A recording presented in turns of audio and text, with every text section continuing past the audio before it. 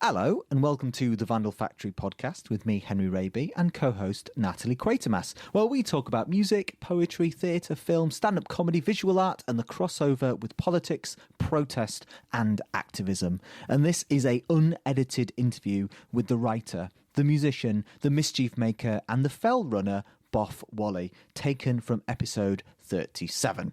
Boff is the former guitarist for Anarchist Pop-Stars Chumabwamba and is the founder and lead trespasser for Commoners Choir. He talks about his new book, But Life Isn't Like That, Is It? Which is a collection of stories, memories, anecdotes about disruption and digression. The book is laid out with different font sizes. Sometimes things go upside down to the side. It's a bright yellow, rule-breaking tome. To listen to two songs chosen by Boff, why not check out episode number 37, where we also spoke to fellow musician Young Yusuf. For more discussion about punk musicians, we'd recommend episode number 7, where we chatted to Joe Solo, who has collaborated with Boff and Commoners Choir. Or you could go to episode 23, which featured Red Ladder Theatre Company talking about a play that Boff wrote about the Great Miners' Strike. So, don't forget to smash that subscribe icon like Tub Thumping smashed the charts in 1997. Find the Vandal Factory podcast on social media. Please leave us a 5-star review on your podcast listener app of choice because it always mega helps us and our DIY endeavours on this independent podcast. Right, so that's enough waffle for me. Please welcome Boff. Hello. Hi, Boff. How you doing? I'm good, thanks. Yeah. Actually, I've got an ulcer on the inside of my bottom lip, which is really bugging me, really painful. So, but apart from that, everything's just fine. Don't talk very much in this interview. It's fine. Yeah. I'll just talk like that. Everything that's going on in the world at the moment, and you've got an ulcer. Yeah, I know. That's probably why I've got it. Yeah. Oh, you're such a brave little soldier. No, if people at home listening don't know, we're good pals, and you've been a solid supporter of the Vandal Factory podcast for a very long time, through Commoners Choir or knowing Henry as being a nerdy little punk boy on the scene, and you didn't hold him being a millennial up against him, which we greatly appreciate. Thanks, Boff. I do want to. I'm just going to point out to start with. I am wearing my Chumbawamba jumper, which Chumbumper, which does That's sound cool. like. I mean, it's totally like stolen off the internet. It's probably AI made. But I think Chumbawamba jumper sounds like a Half Man Half Biscuit song. Yeah. So I want to propose that. Like Natalie, you had an important question. Where I was getting with that waffle was, even throughout these years of being pals, there's something I've always needed to ask you, Boff. Oh yeah. And that's what do you do when you get knocked down? Well, you don't just get straight back up again, because every Oh, time there's got to be a thought process going in place first, and a kind of plan as to how you're not going to get knocked down again, presumably. okay. Otherwise, just history repeating. Yeah, I so see. you've got to learn. This is where we've been going wrong all this Yeah. time. Well, hopefully we learn through this beautiful tome that we have here in Vandal Factory HQ, which is But Life Isn't Like That, Is It? Which is a sort of autobiography, a sort of manifesto, a sort of ramble, a sort of piecemeal. But Boff, let's start at the beginning. But you talk about disruptors. And I wondered, was there a point in your life when you went, oh, I'm a disruptor? No, not really.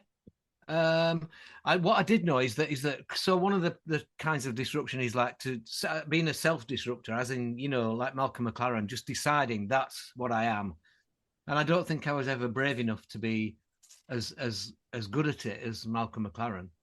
But at the same time, what I did is that I always, throughout all my life, I've gathered other people around me, so that I can kind of I can be brave in numbers, basically.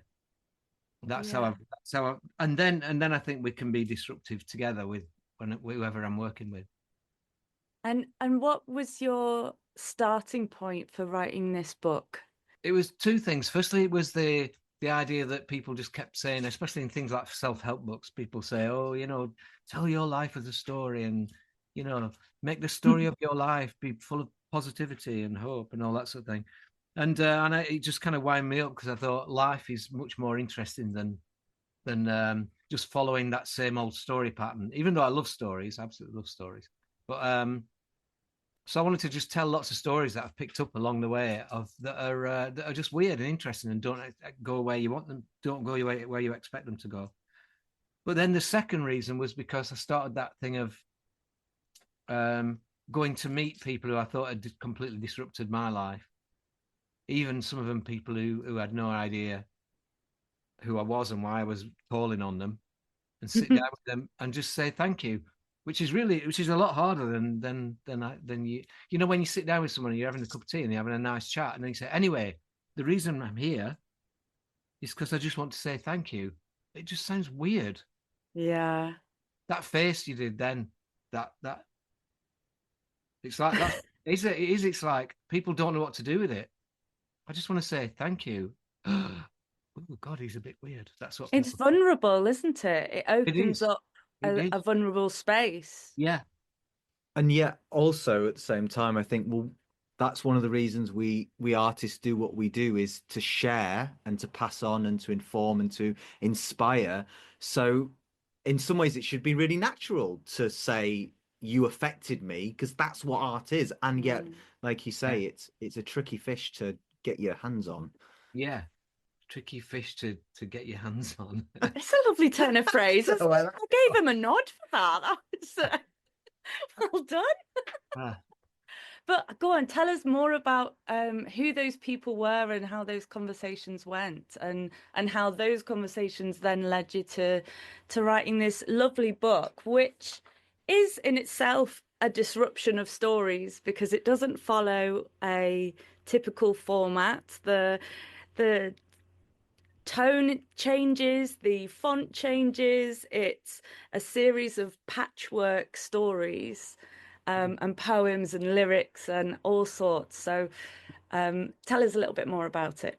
Well, with the disruptors, I usually kind of tell the story about the first disruptors, which is Welfare State International, especially since John Fox from Welfare State International just died last week. Which was sad, but so I've been talking about him a lot. But instead of that, I'll talk about Dick Witts. Well, Dick and Louise Alderman from the Manchester Musicians Collective.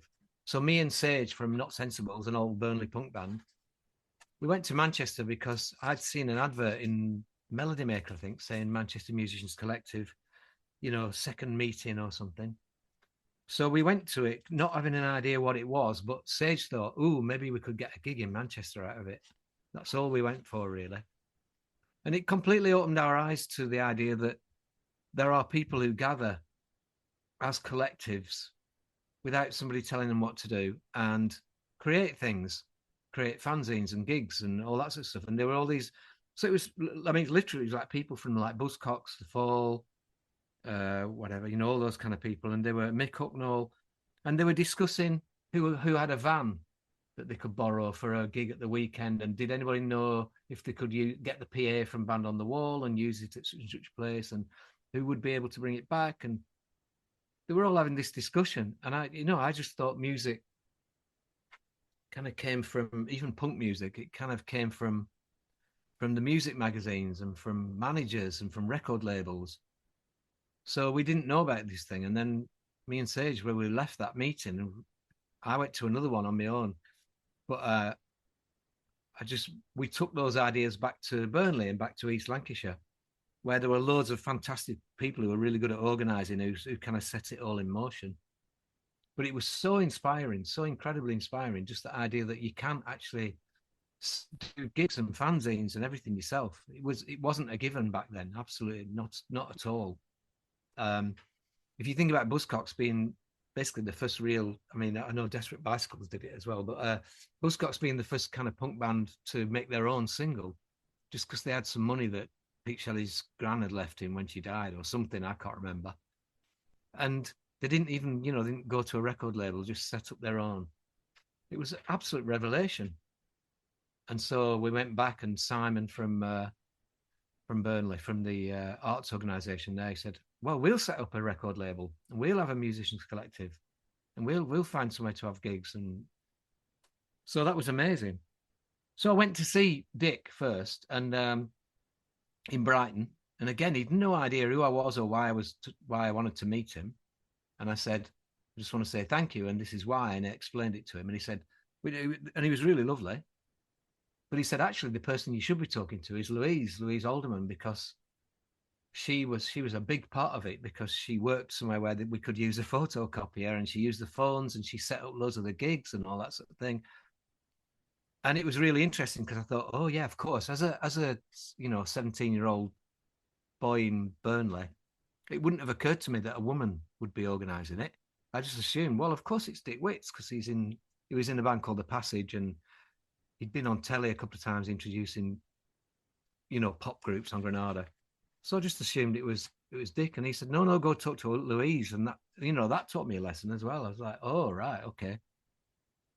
So that was the Disruptors, and that really kind of got me on my way, just going to talk to all of them.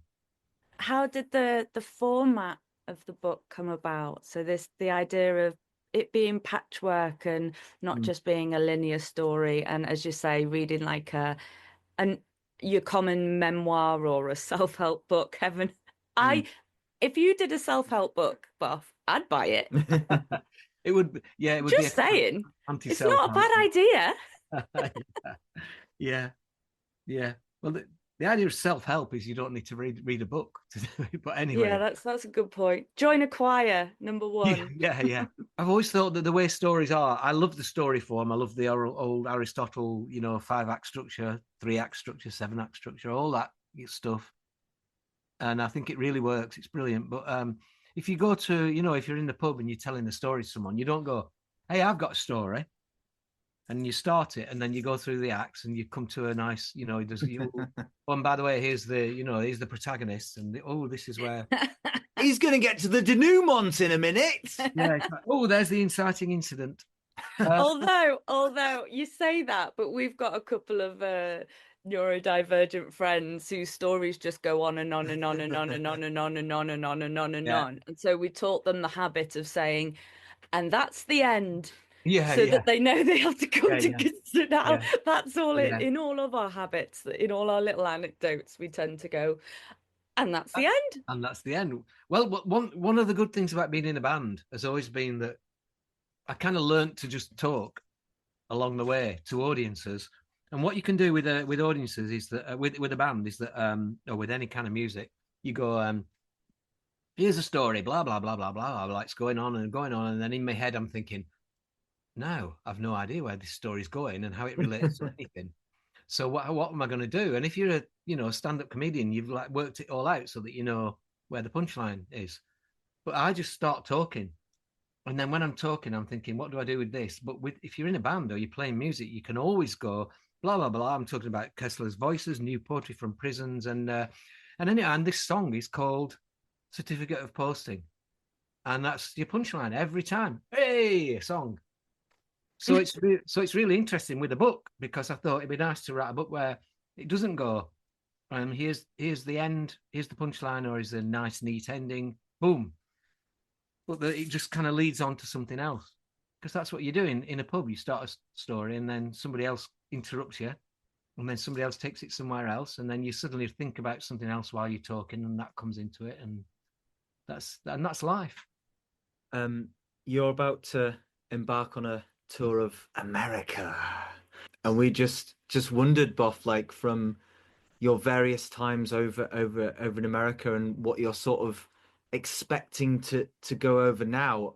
Something that has gone a little bit viral is The Day the Nazi Died by the Chumbawambas, and I think one of the reasons it's really blown up is the lyrics are specifically not the Nazis on the street, the boot boys who are going round marching. It's the bosses, the bureaucrats taking over boardrooms, and that's what we're seeing in the fascism of corporation. So I just wondered if you've, like, as you pack your bags thinking, oh, I'm off to the States again, or if it's like, was over there during Reagan, was over there other times in my life. This is what America does.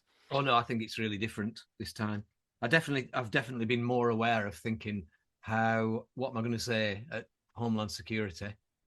What am I going to say I'm doing and all that sort of thing. I'm absolutely I'm more aware that you have to be careful. But the thing is, whenever I've been to America, because my partner Casey, her family are American, so we go there a lot. And in general, I don't meet the Trump and Musk supporters. The people I know there, all the people from the bookshops and info shops and gigs and Chumba's people and all Casey's family and all those, none of them are those kind of people. I don't want to, go into that world. I know what it's like. I know exactly what it is. I've no interest in doing that.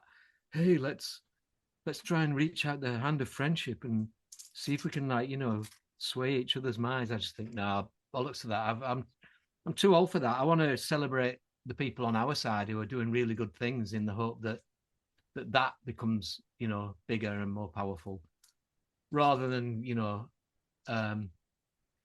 just like worrying about the other side, the fascists and their enablers and everything. So I think it is different this time. But if you look at the places I'm going to, it's all pretty. It's all our people, and that's good.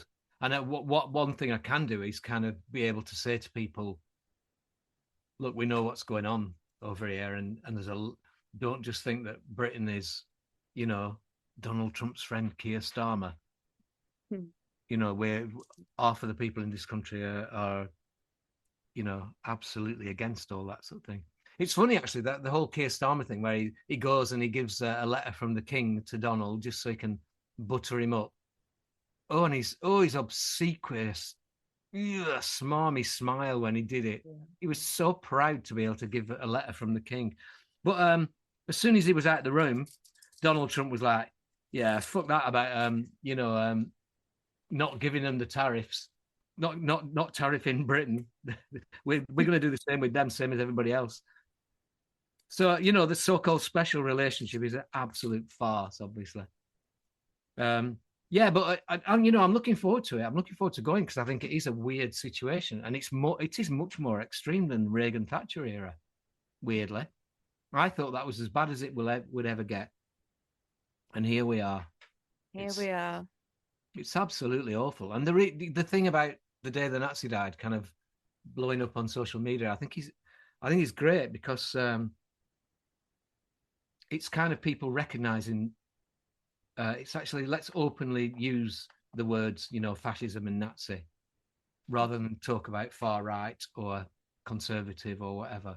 And I thought it was interesting that was never, Trump and Musk were they're kind of couching it all before the inauguration. They were couching it all in, policy and ideology, anti-woke, economics, all that sort of thing. But then at the inauguration, Elon Musk, he was so excited that he just couldn't help himself. And he was just like, do you know what? I know we're meant to be keeping this like serious, but I'm going to have to throw a Nazi salute because I'm so happy.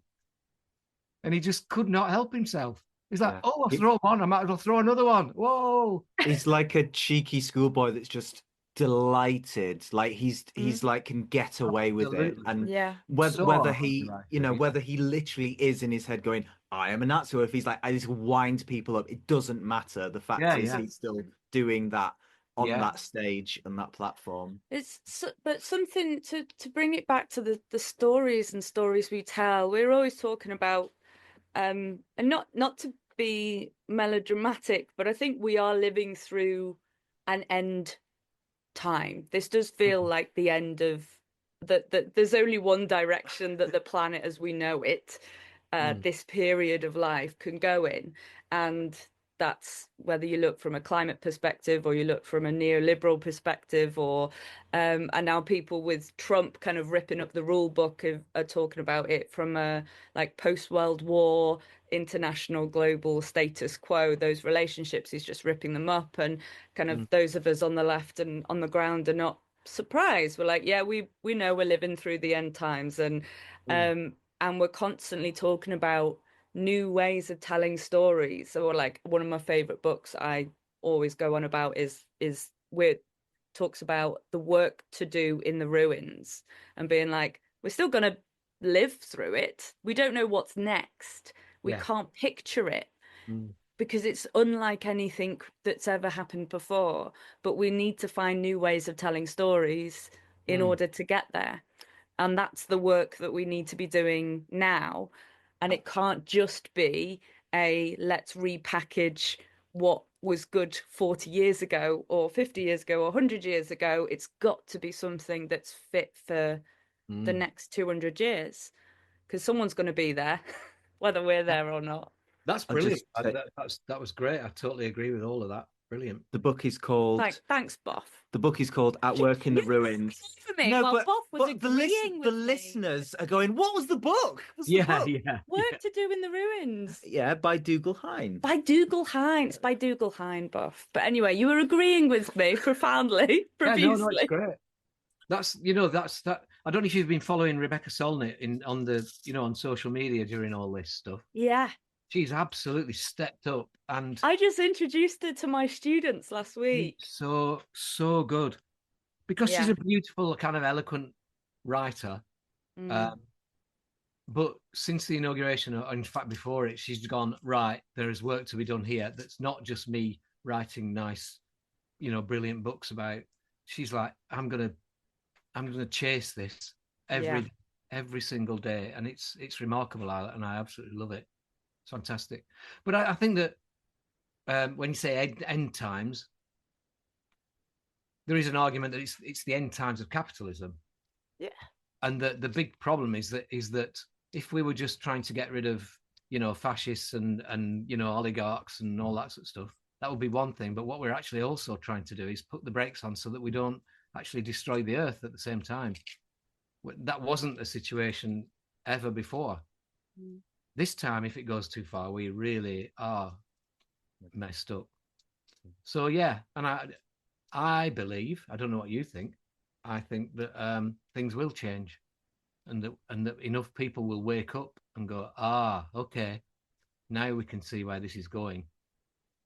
One of the good things about, because I was reading about a lot about Woody Guthrie, was against, because of the Stalin-Hitler pact, and he was a communist. He was a Stalinist. He was against America being involved in the war. He didn't support the war.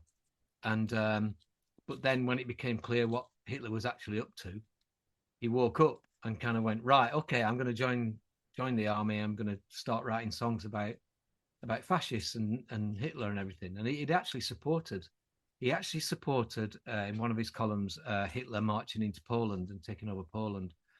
But then later he woke up and he realized the difference between us and Woody Guthrie is that we've seen it. We all know it. It's history, and we've watched. He was looking at it, not having a clue what was going on. But we do know what's going on, so we've got absolutely no excuse. It's about not stopping it now. Go on. Something we wanted to ask Boff on the nature. You're such a incredible historian of and I've talked so many times to people in this podcast how music and poetry informed me about the world, and I try and write in the same way of going, look, you might not get this reference, I'm going to make a reference now, but you got to go away and read who Emma Goldman was, or you're got to go read who the Diggers were. And we just wondered if there's a slice of history you came across in researching the book or documenting it where you're like, actually, I'd love to write a Commoners Choir song, or I'd love to learn more about that era of history, because you've touched on so much, but there's always more to discover. One thing I was kind of thinking was, so about a couple of weeks ago, Commoners Choir went up and sang at a commemoration celebration of the Women Against Pit Closures during the miners' strikes. It was the anniversary, and it was brilliant. It was really good. An incredible kind of feeling in the room. It was really lovely, and it made me realise that I'm old enough now, easily old enough now, to have lived through history, have lived through the history that people are learning about. And so I did a project with Findlay Napier and people that was like, we had lots of stuff about the miners' strike, and Findlay was he's a great kind of Glaswegian folk singer, and he said, yeah, it's amazing. You know, they had these women that set up like soup kitchens and kept them going throughout the thing, and all the different areas set up like support groups. And I was like, yeah, Finlay, that's what I did. Yeah, we were part of that. And he's like, what, you were there? I was like, yeah, I was. And I found that I think that's really interesting because, but the sad thing is that I think now is the worst time I've ever lived through. So it's really important to sing about now rather than kind of, and if we do pick historical things up, like the day the Nazi died, talking about Rudolf Hess dying in Spandau prison, it's like, yeah, but let's bring it up to what's happening now, you know, what's going on in the world right now. And I think you have to constantly do that with history. Otherwise it becomes history. You know, Emmeline Pankhurst's statue outside the House of Commons, you know, is a travesty really on the history of the suffragettes. That's what happens in history. It gets taken back, and we have to kind of stop it being taken back, really. Fabulous. And I've to, you know, when you said you're influenced by music and poetry and stuff like that, you know, I'm the same. I'm totally, you know, I grew up, and even now I'm completely influenced by it. I'll hear some or like some piece of art or whatever, or a film. Mm-hmm. Whoa, I didn't realize that.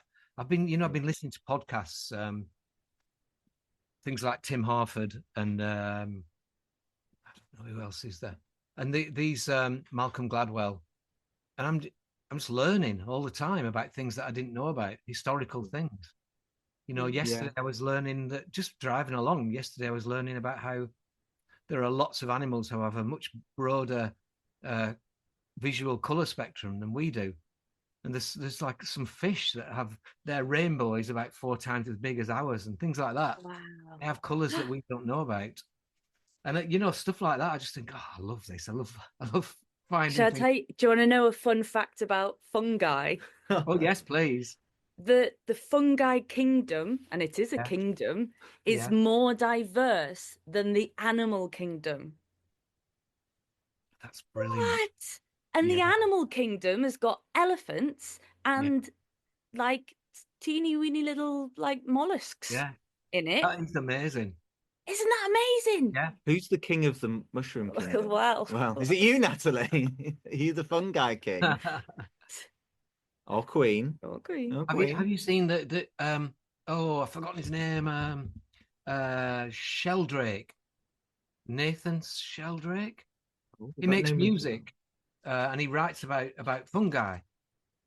Oh, does he make music through the fungi? Yeah. He makes loops from recording fungi growing, like microphones, and they're like light it up in a cathedral, and they have like fungi. Amazing. Whoa, yeah. And he played in Leeds about 6 months ago.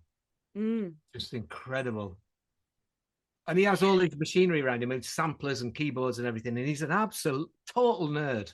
He's an absolute nerd, and he looks like. Oh, you'd have to be, You'd have to be. And he goes, let's start with this. If anybody wants to like shout anything out, and somebody shouts something in the audience, and he's recorded it, so it's immediately part of the song. And then amazing. Wow. I'm going to bring this in. It's a recording of a fern growing in the woods near my house, and then he builds samples on it. It's great. Oh, incredible. Yeah, that's what I think of when I feel despairing and like the world's I just think about how the fungi are going to be fine and all the humans will just be gone, and then the fungi will just rebuild and be much more intelligent than we are. Yeah.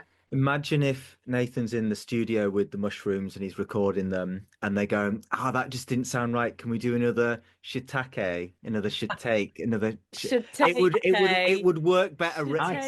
Another shiitake. It would work written down, that joke. Yeah. But not for a podcast format. You can put that in your next book. Yeah. And with that, you obviously become the fun guy. Ah, anyway, Well, I mean, that we that could one was go on already all there night. anyway, but yeah. Yeah. Cheers for that.